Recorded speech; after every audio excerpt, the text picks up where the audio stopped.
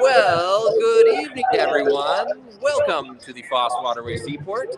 Tonight, we are diving into history.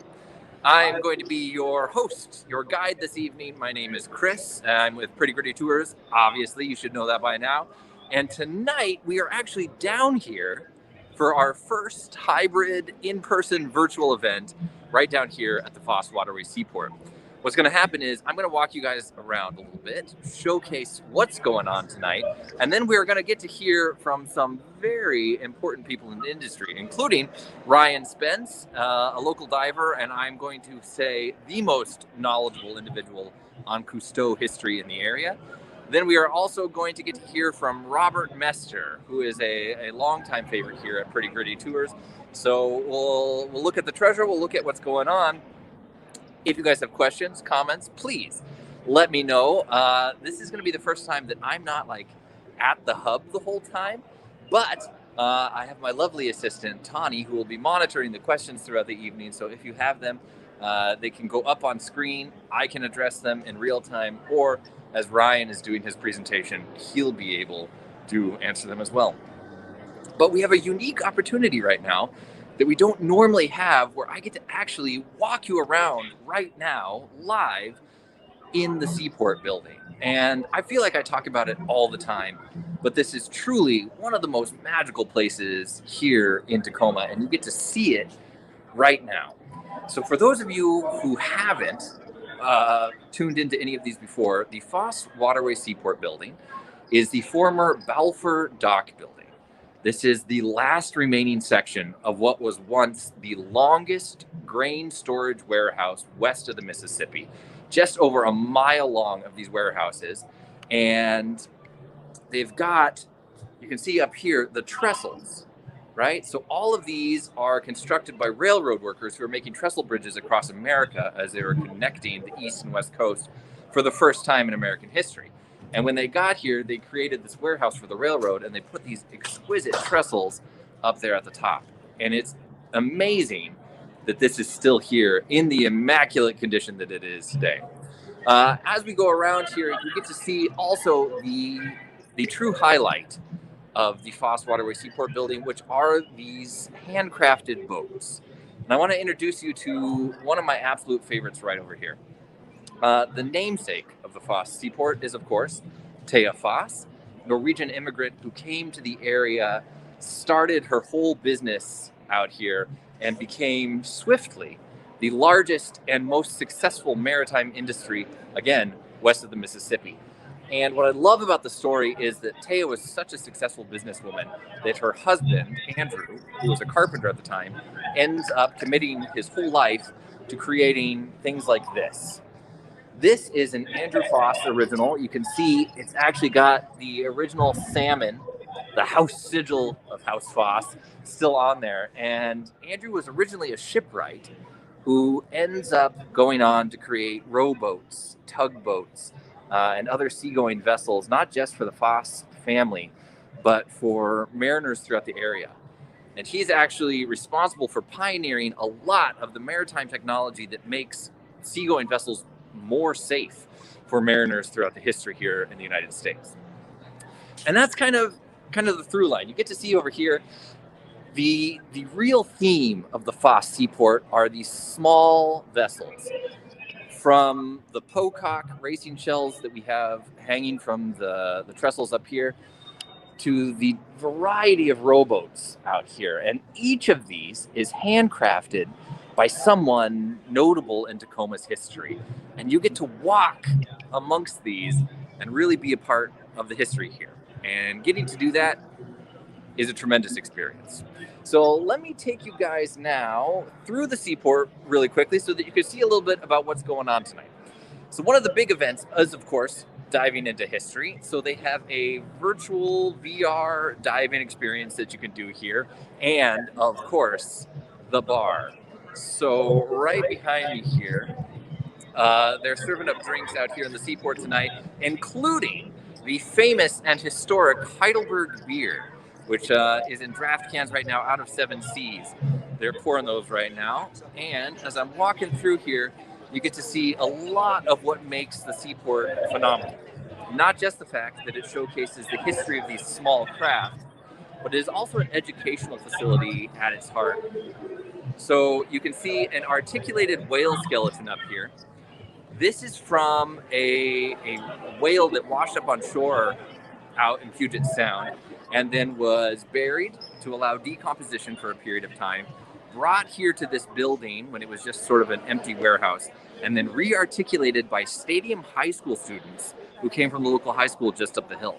And today, this young whale is a really good example of the educational prowess of the area and of marine biology in Puget Sound. She's an example of the only whale that we know of who has died in Puget Sound and washed up on shore. So pretty remarkable. And dwarfing her is the skull from this fin whale right here, which you can see is just monstrous. Now down here is one of my absolute favorites I want to show you guys here really quick.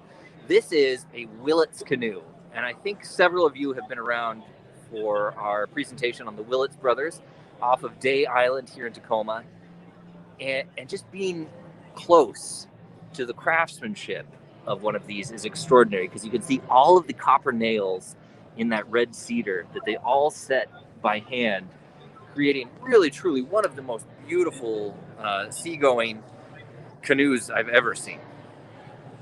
Come down here and we'll get to briefly introduce you to, of course, the Puyallup area here. So they have a whole exhibit on the history of the Puyallup Nation here in the area, their contributions to the history of their indigenous land. And this is always a good time to acknowledge the fact that we are on traditional Puyallup land today. Now, directly behind me, I'm going to take you guys into the dive experience right now, because that's really a big, I think, focus of tonight, diving. We're going to talk tonight, or Ryan Spence is in particular, about Jacques Cousteau and his history here in the Tacoma area and the new Cousteau documentary that is coming out. And there is a remarkable amount of Cousteau equipment here in the seaport. So for my Cousteau fans out there, you actually get to see the actual equipment that Cousteau was using when he was diving in this area, as well as the prototype here of a new ship that he was testing out right there underneath the Narrows Bridge. You get to see all of that Cousteau equipment right here. Really extraordinary stuff. And I'm excited in just a couple minutes to turn it over to Mr. Spence, because he's going to be talking about his experiences here, as well as a great deal of Cousteau. And when you come down to the seaport, which I hope you will, you too will get to see just a tremendous collection of dive equipment that's been collected over the years, showcasing literally hundreds of years of diving technology, including the old hard hats, which, just for your fun trivia, one of the big dangers of those hard hats when you were diving down there, if you're doing undersea welding, is that they're super conductive because of the copper. So you could actually get stuck to things that you were welding and have to pry yourself loose. And then, of course, early diving history, back when they used to just put people inside one of these bells. Of course, this section here would have been enclosed. It would have been watertight. But then you would go underwater. Let's see if I can get the horrifying illustration. Yeah. If you want to go ahead and get yourself a case of the bends for the weekend, there's absolutely no quicker way to do it. So now, I'm going to walk you guys back through the seaport. Again, if you have questions, comments, please let us know tonight. And in just a couple minutes, we're going to be turning it over to Ryan, who's going to be giving his presentation. I will be there answering questions throughout that time. And then at the conclusion of his talk, we are going to be kicking it over to Mr. Robert Mester, who I think you can see just right over here. That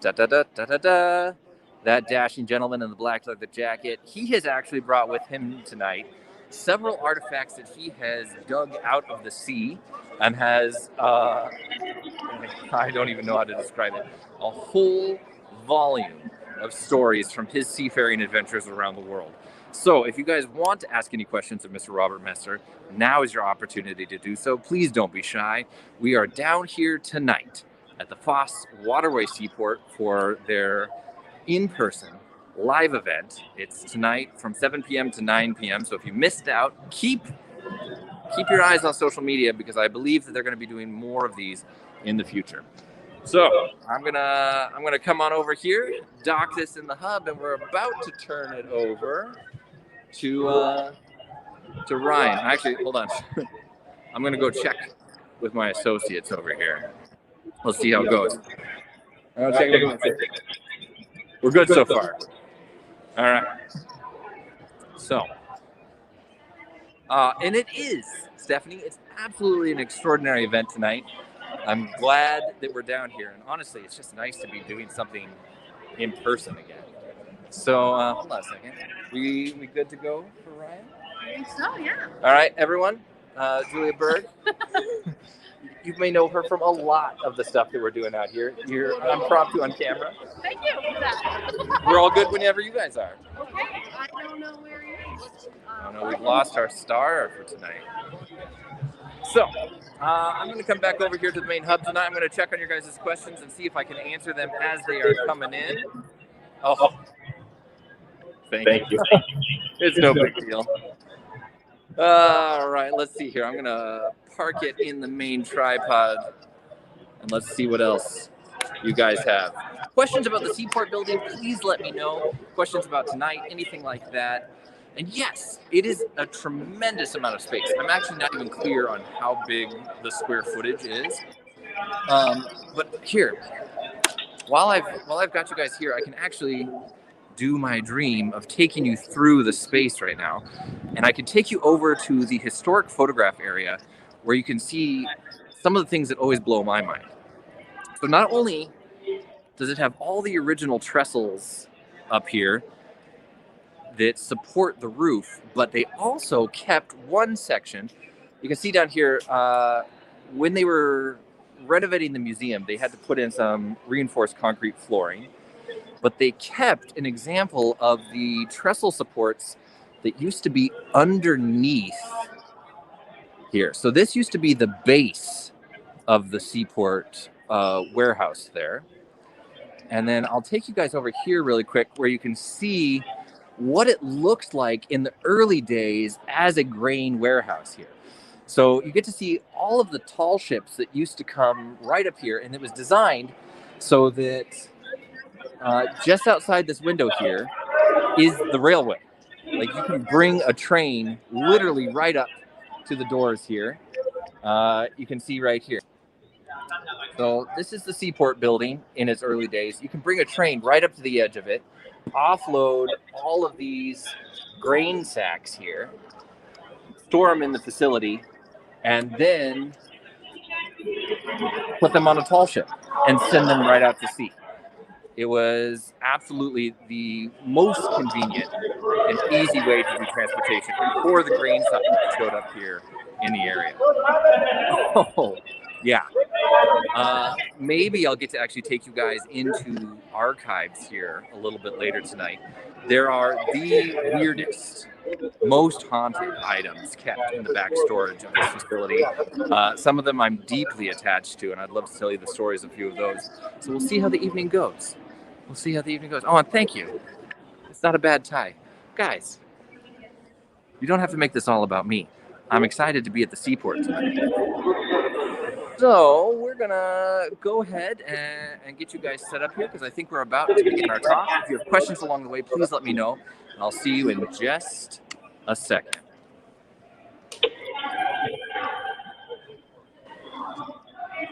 What the? I've done a lot of talk about.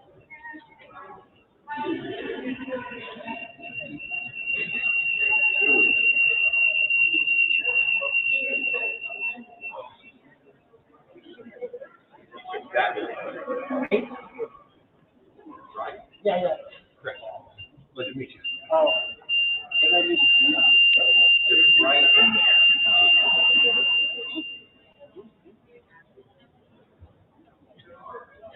So that train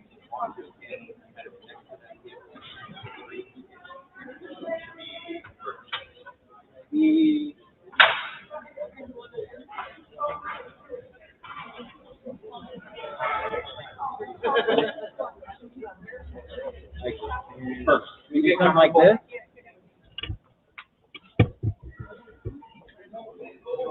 That. Great.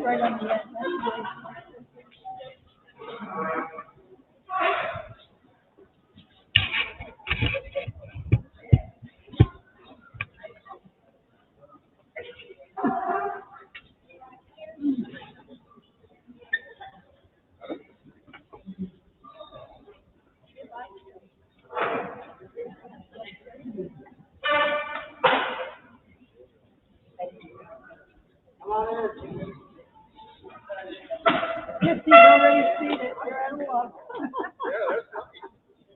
I tried. You tried. He asked me to say to the sea. I ignored you. He didn't look very well.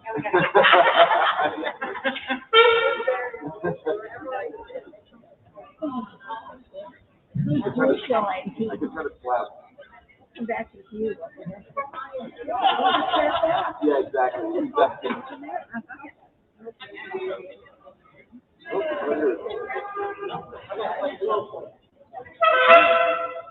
Uh-oh. Well, how's he gonna get home? All right. Welcome, everybody. My name is Ryan Spence. I'm on the board of directors here at the Seaport.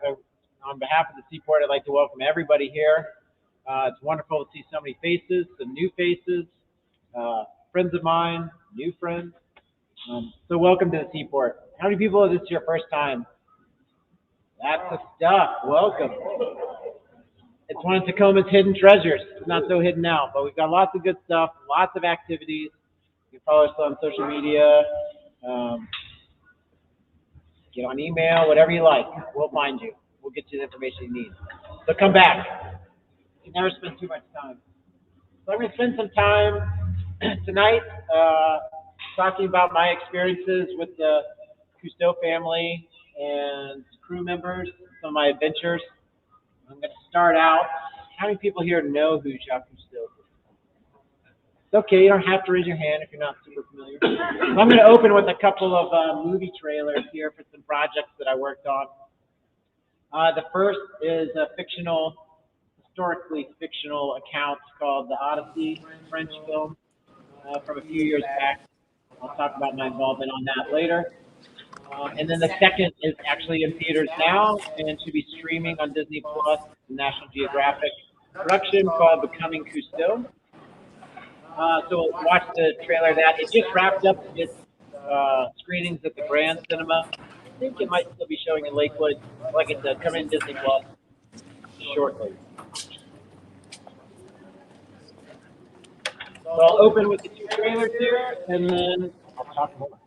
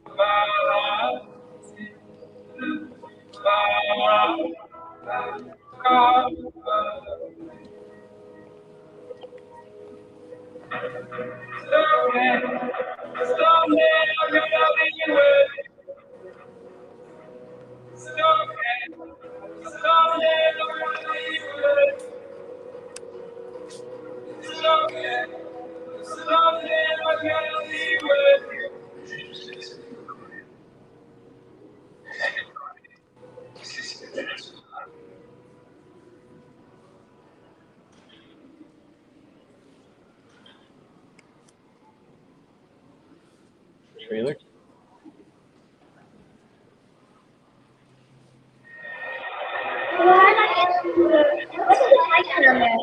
It's right there. I think you always imagine that this would be a long There were two tragedies swimming in space above a wonderful class. It's beautiful. My friends and I started it was a pleasure of discovering I wanted to show what was in the sea and the people love. In order to go deeper, in order to stay longer, I became an inventor by necessity. People at that time had no idea what was going on under the surface. I had to become housing, so I had to invent that too.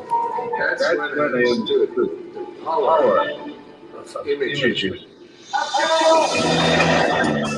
My films are no more just about beautiful fish. I invite the very people that have to do something about this. We are living fake life. I began to see that the things that we have in mind are beginning to decay. We have to do something. We have to enter the fight. Because you only protect what you love. Is he a scientist? Researcher? Philosopher? He really looked like a man looking at the future. His motto was, we prove, see it for ourselves. Can you tell me what you think are your greatest accomplishments and your greatest failures? I am not interested in myself. I'm interested in the world outside.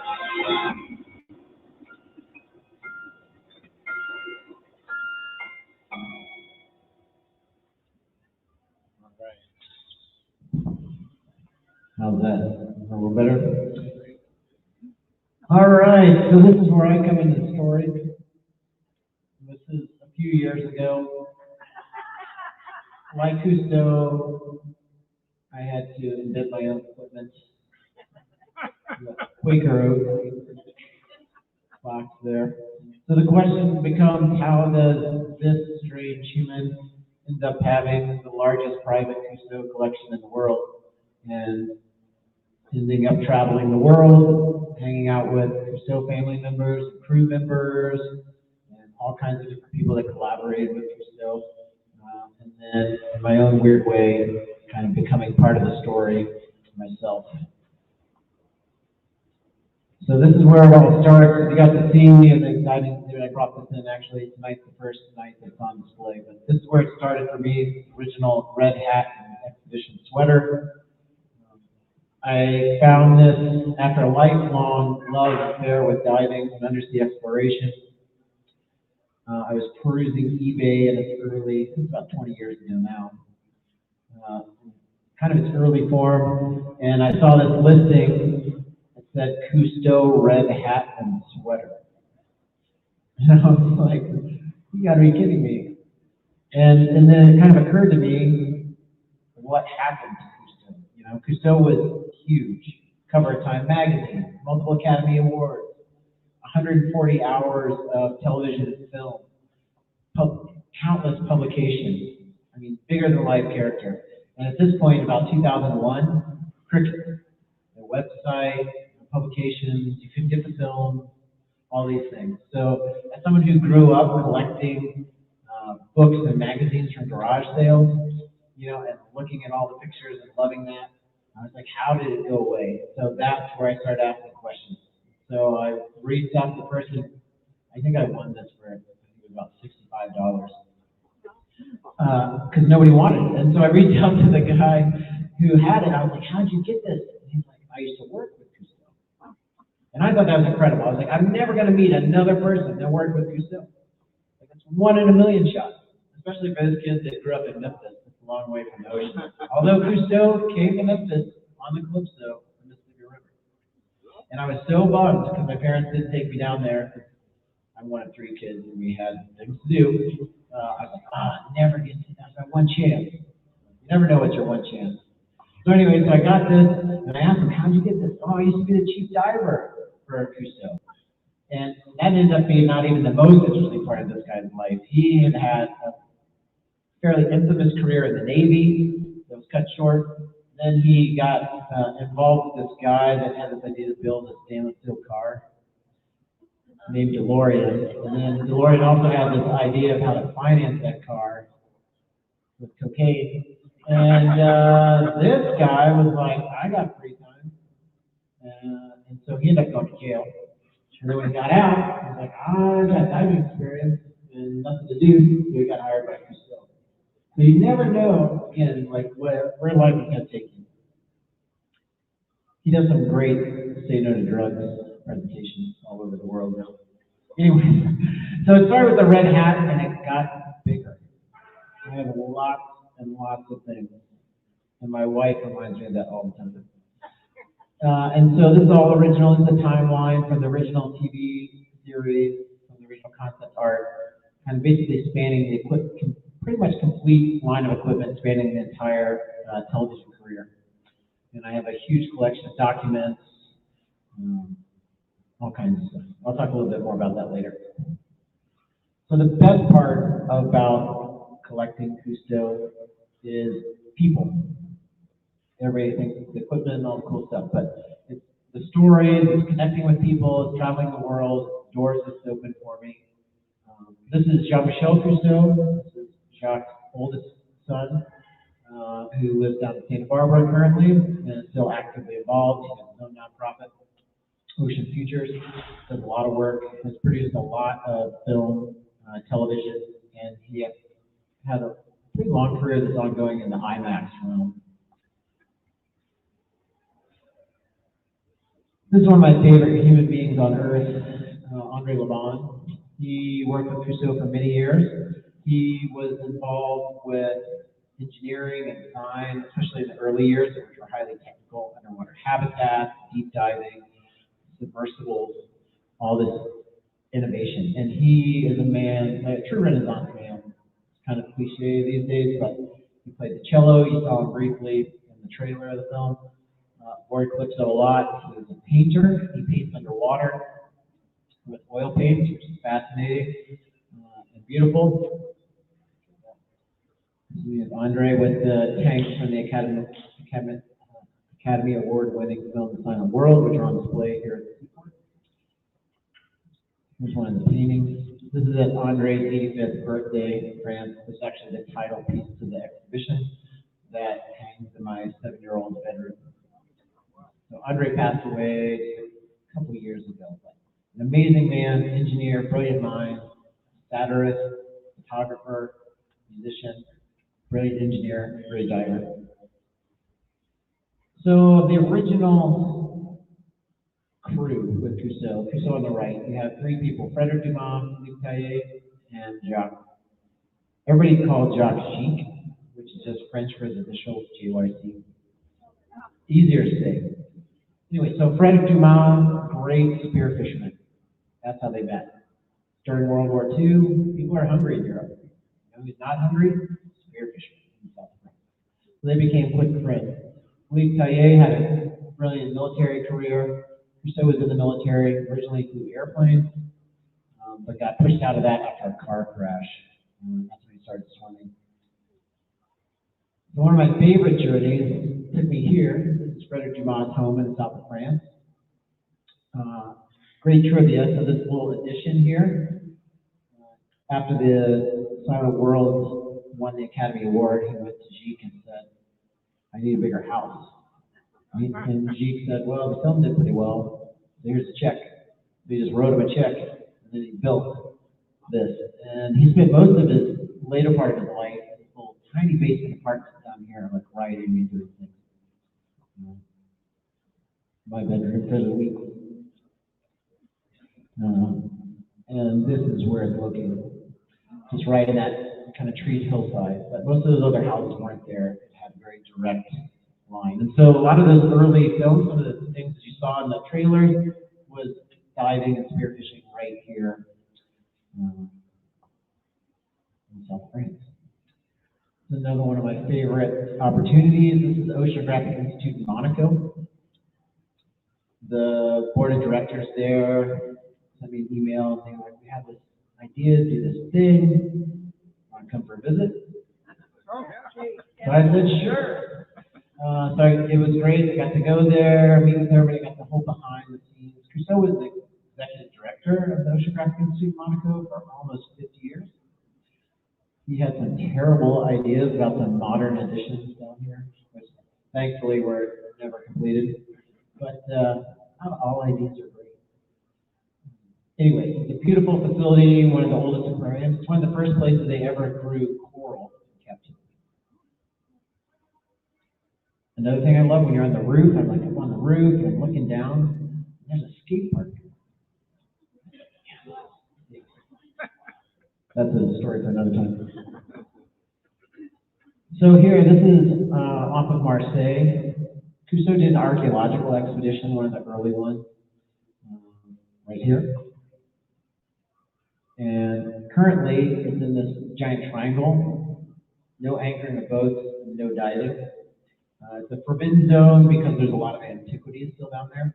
They excavated almost 5,000 amphoras from what they thought was one shipwreck. It ended up being two shipwrecks, one Greek, one Roman. There's still artifacts down there. So we actually, again, they're like, you want to come to South of France? Yes. And actually, the first time I went to South of France, they're like, can you be there in 2 weeks? I'm like, I've never been to Europe. But my wife made me get a passport. So, okay. So I could just get to Marseille. That's all I had. No itinerary, nothing. And they're like, and then just go to the hotel. Okay. Fly over there and catch a train and go there. I'm like, I'm Ryan. And they're like, oh yeah, here's your keys. And then I go to this big dive event and they're like, I'm Ryan. Here's your credentials. So anyways, we did this whole thing. So then we went and met up with people. They're like, you know, we got permits to dive in the forbidden zone. I'm like, well, that sounds good. And so they're like, do you want to go? And I said, yes. That's the secret. If you want to do this stuff and you want to have the largest, you just say yes to everything and you work the details out later. People are like, no, I can't. Not in 2 weeks. Like,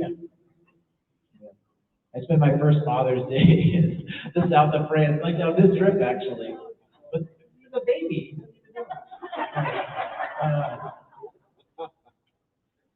It was nice, the family there, maybe a beautiful Father's Day card. This is my first Father's Day. So this is the archaeological site. You can kind of see the, hold on. You kind of see the topography, the rocks matches up there. So they parked Calypso there, and there's a long boom structure that they came out that had a suction hose that went down, and they used the suction hose to pull away all the sand and debris and pull up all these amphoras. The tragic part is they didn't really know the effects of taking things in salt water and pulling them out, so most of them ended up breaking later. But they learned some tough lessons along the way. And this, actually, this expedition is featured in the Academy Award-winning film, Sound of the World. So anyways, do you want to go diving? I'm like, sure. So we go. This is actually me, and this is the suction pipe. It's still down there. So that's pretty exciting. Coral. And we actually went down there, and there's pieces of amphora still there, and we saw an octopus. And then we went back to the beach and had lunch with like all the Cousteau guys, about 15 different people on the beach, and ate great food, drank some wine. Unfortunately, I can't really drink a lot of wine, but they always offer it to me. I've had a pretty famous French household, and I couldn't drink the wine, and so he gave a toast, and I'm like, what do I do? I don't have wine. So I raised my water glass, and he goes, I do not raise my glass to water. And also, the bread goes on the table, not on the plate. I'm just from Memphis. I don't know that. So this is another trip in south of France. This is actually the door on the Cousteau family residence. So this is pretty good. So I'm staying down the street at the Dumas family home, right? There's only 3 of these people from the 40s, right? So down the street is the Cousteau family home. It's still in the Cousteau family. I'm walking by with my friend Franck, who's kind of my French historical counterpart. He had a huge role in the film. I'll talk about that in a minute. Anyways, we're walking by, and I hear somebody in there. And I'm like, Franck, we should go knock on the door. Okay. So I knock on the door. And this guy Chapkin, who's married to Jean-Michel's daughter, so the husband of the granddaughter, he comes to the door, and he goes, what are you doing here? And I'm like, I'm staying at the Dumas house. He's like, get out of here. We just got back from the Amazon. Like, we're just getting settled in. They have a 2-year-old at the time. They're like, I'll call you tonight. You got to come over. Okay. And I didn't expect them to call. So we're hanging out at the Dumas home, eating dinner, getting later, and the phone rings. Come over. And nobody ever gets invited to this house because it's a very private sanctuary. It was primarily the residence of Simone Cousteau. Go to the movie. She's actually one of the most interesting characters. It's Cousteau's wife. And she was the true captain of Cousteau. So this is kind of her private residence. It stayed on that side of the family. And so you would never take a photo in here. You would never, no. But you just go and experience it. And it's amazing. Anyway, so the cool thing was, I'm at the Dumas house in there, and I'm with Juliette Dumas, who's Frederick Dumas' daughter. And so I asked him, can I bring Juliette? She hasn't been to the house since like 1963 or something. And they're like, of course. And so through the strange twist of fate, I actually was the one that reintroduced the Dumas family to the Cousteau family. You can't make this stuff up. So I like to play dress up. So this is actually me diving in all original Cousteau equipment. I started out restoring historic diving equipment because I wanted to dive with it. I wanted to go and see for myself, to use the words of Cousteau. And so I started restoring it, and then that would come into play later, those skills. Full turtle. This is a freshwater spring in Florida. Some of the most clear water on Earth. Some people get a fear of height. The water's so clear when you're swimming on the surface and you're looking down to 80 feet, they don't register that the water's there. So it triggers a fear of height. All right, so this is the first trailer I showed, the Odyssey. And this was a great thing. They originally reached out to me because they had this grand idea. They were going to recreate all of these authentic scenes, and they wanted me to make equipment, replicas, and be perfectly historically accurate. Until they pitched the idea to Cousteau's second wife, Francine, who happens to own all the rights to Cousteau stuff. And she wasn't really into this idea. So then they ended up hiring me to build stuff that was just enough not like Cousteau. So I ended up using my skills and my knowledge of the equipment at the time to build stuff that was just enough off-brand to pass muster. But then the cool part was it's all my original work. So I ended up actually building a huge amount of the dive gear that's used. So these backpacks I did some tank systems. I rebuilt antique regulators for them to actually use. That sounds simple, but there's insurance companies involved with it. And so when you go to the insurance company on a feature-length film, you say, we found this guy from Tennessee that wants to rebuild these regulators from the 50s, and we want to use them underwater and make a movie. And they're just like, I don't know. I don't think so. But we did it. And so they're actually diving with regulators that I rebuilt, backpacks that I designed and built in my basement.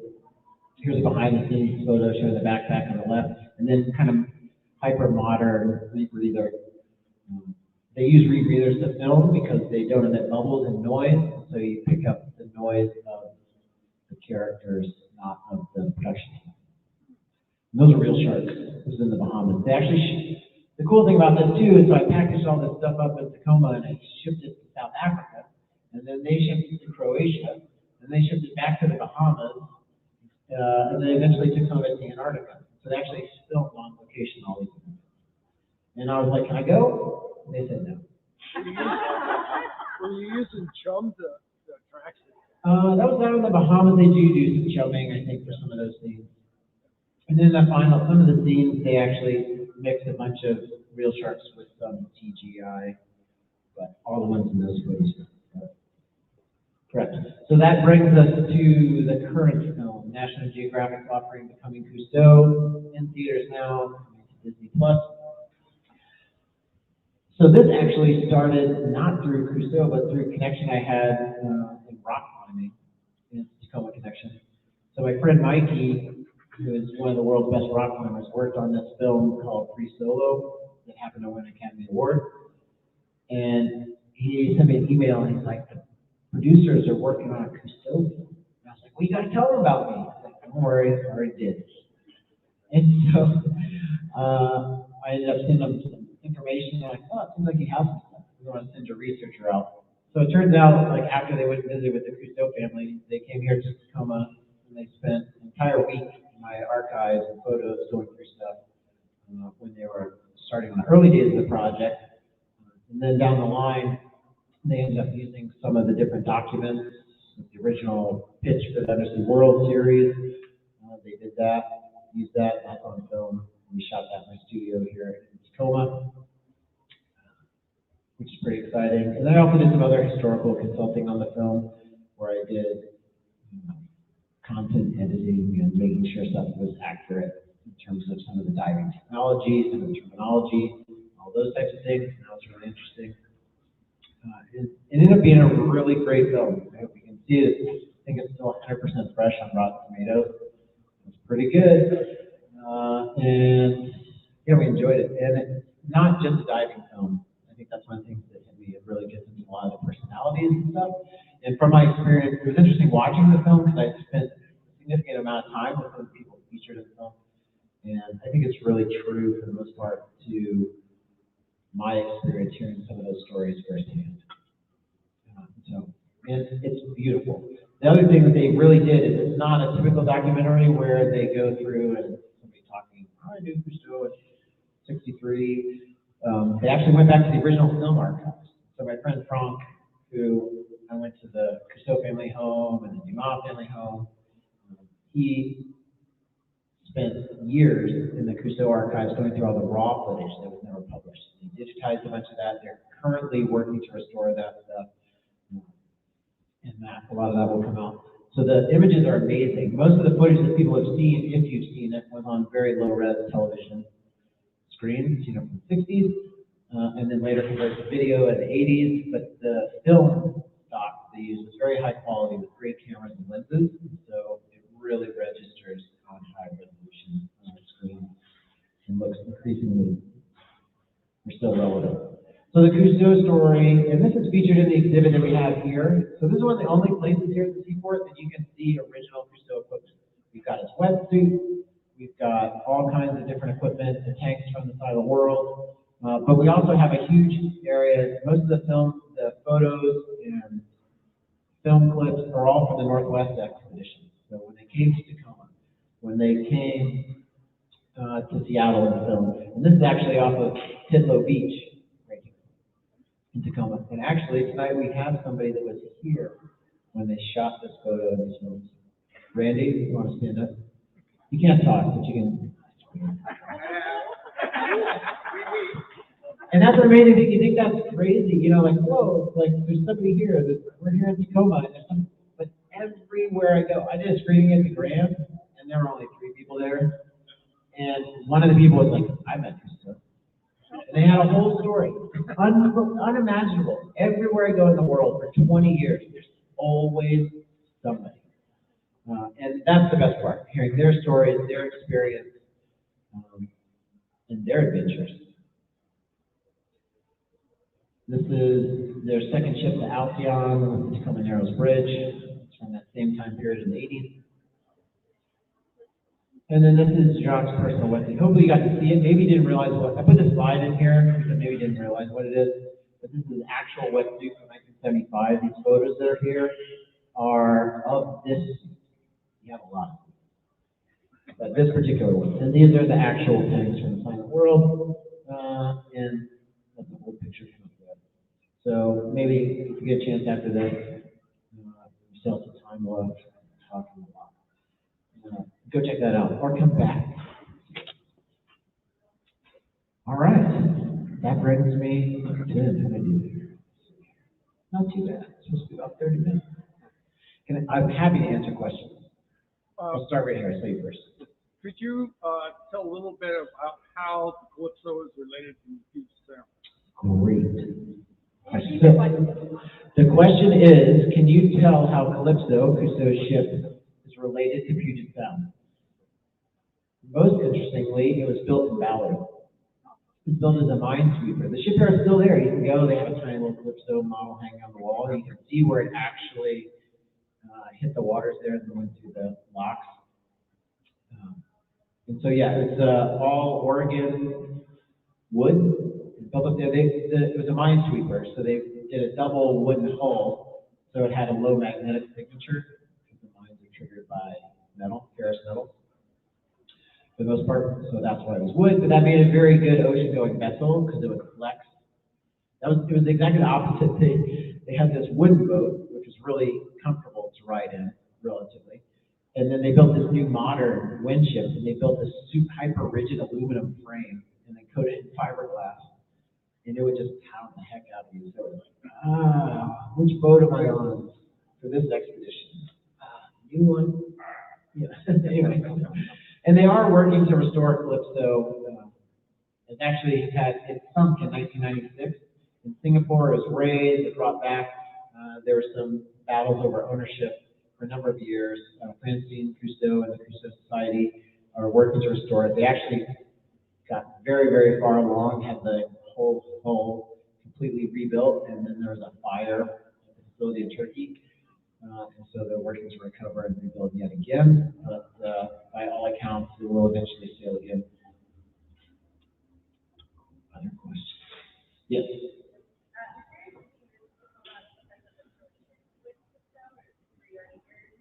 Nice. How did I get to Tacoma? Did that have anything to do with Cousteau? I did not come here for Cousteau, and I actually came here in 1995 to go to the University of Puget Sound. I didn't really know about those connections at that time. And the other funny thing is, I had actually moved away from Tacoma, and I was living in Colorado, again, nowhere near the ocean, when I found the red hat and sweater. And so I started going down that rabbit hole. I think part of the reason I was so enthralled is there was no water. So at least I could look at pictures of water. And I eventually came to my senses and came back to Tacoma after a little stretch. Questions? Are you still married? I am still married. You know, okay, so what she's really asking is, how do you have all this shit? And I don't know if I can say that on the live stream. And still be married. There's really no other way to say it. That's how my wife is. Anyways, so my wife Corinne, yes, the secret to our marriage, and she'll be quick to tell you, is off-site storage. Yes, I've been with my wife for almost 22 years. Like the tanks and stuff you were storing, like how much practice did you have with that before, like just even like submitting it to those guys? Was there any like fail tanks? Yeah, good question. Asked about the props that I built for the movie. Do we have any failures or kind of missteps? And part of it is the parts that I built were housings around. You still have to use like rated pressure cylinders. They're highly regulated all over the world by departments of transportation, governments, and everything. So you have to start with stock parts in terms of like compressor vessels and stuff. And so a lot of the components that I built were kind of the aesthetic housings around, suspension systems, tank straps, metalwork, that kind of stuff. We did actually, years ago, we started, because you couldn't get the parts to restore the old regulators, there was a whole community of us that started fabricating those again and working with suppliers. So we actually spent a lot of R&D to get those processes right so they could be distributed. Back with the beard in the back, I'll come back to you.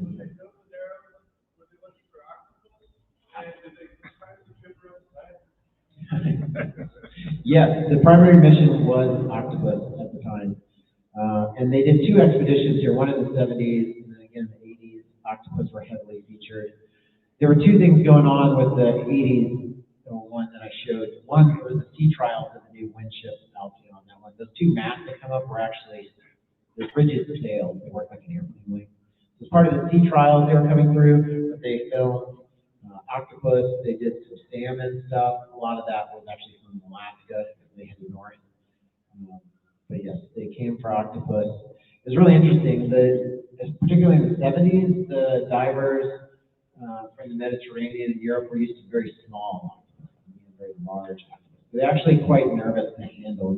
Not all the divers were comfortable interacting with octopus here. And actually ended up working with a woman here named Joanne Duffy, and she was featured in the film and was one of the handlers of the octopus, and everybody was just so impressed that this woman was dealing with these monsters at the deep. Very 70s. A bunch of boys on a boat, so you can imagine. Oh yeah, the tide. So yeah, there were, you do have to, there's no way to dive in arrows without dealing with the tide.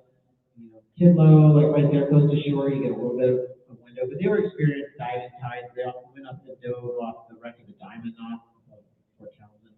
It's a really famous shipwreck. I'm getting to wrap it up. A few more questions. Okay, front here.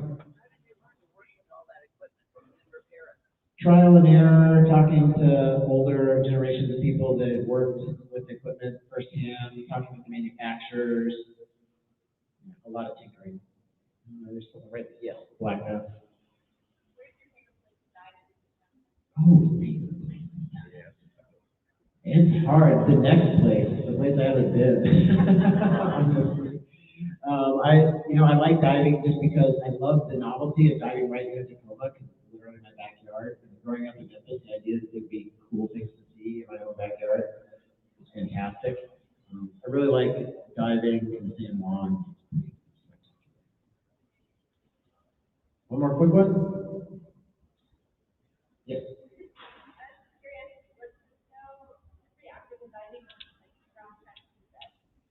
He was. He dove up into, he had respiratory issues towards the very end, but yes, he dove actively all the way up to the end. And actually, it's really, I've been working on an article for a bunch of years. Someone tells it thing, but there's a really interesting lineage of regulators that he developed for himself to kind of compensate for his respiratory issues in older age.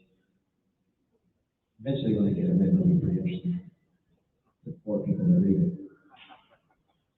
Well, I really appreciate everybody coming out. I hope you had a good time. I got to give a big shout out to the 17th Brewery in Heidelberg. They donated the beer this evening, and they're big fans of the Seaport and of my work, and have been supportive in many ways. So go visit them. It's a tough time for all restaurants and purveyors to buy some of the beer. Come back and see us at the Seaport. Pay attention to all the stuff we have going. There's always stuff going on. And I'm going to hand it back. Thank you so much, Ryan, and thank you all for coming. I just wanted to let you know that if you did complete the bingo and turn it in, you can win a free membership. So if you didn't put your name and email, you can go ahead and go back to the front and make sure that you put that on there. So if you got a bingo, then you're eligible to win a free membership. So thank you all so much for coming. There's just a few minutes left, and we hope to see you at our next event next year. Thank you. Well, there we have it, my friends. Another exciting dive into history out here in Puget Sound. Now, unfortunately, Mr. Robert Mester, master diver, treasure hunter, marine salvage extraordinaire, has been called away on a dive just south of here, so he's not available for us to talk tonight. But I guarantee if you send us your questions for Robert via email or put them in the comments below, I will relay them to him and make sure that he at least sees them. I can't guarantee that he'll answer them, but I'll do my best. But thank you for coming out tonight and experiencing another piece of the local history here. I say it so many times that I feel like someone's going to put it in my autobiography, which will be me, that we are so tremendously lucky to have the Foss Waterway Seaport building down here, and that it has become really a sacred vault for Tacoma history. Not just maritime history, but the entire story of Tacoma ends up getting told down here. And the fact that we are a sea town just means that a lot of that relies heavily on our maritime past. And the fact that you have it here at your fingertips to come down and experience, including the 253 Hart, recently moved out of Hilltop down here into the Seaport building. There's a lot. So much more than I could possibly recommend in a single hour. So I'll keep doing it every third Thursday for as long as they let me.